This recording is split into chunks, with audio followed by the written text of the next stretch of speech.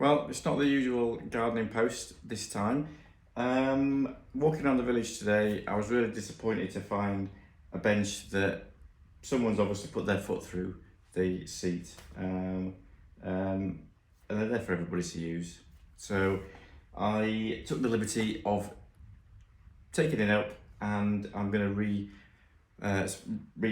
put the slats down, refurbish it give it a quick once over. And this bench says that it was in memory of Hilda May Wren, 1907 to 1996, who donated this seat for the benefit of the villagers. So I shall return it to the benefit of the villagers on behalf of Hilda. Let's see how we do.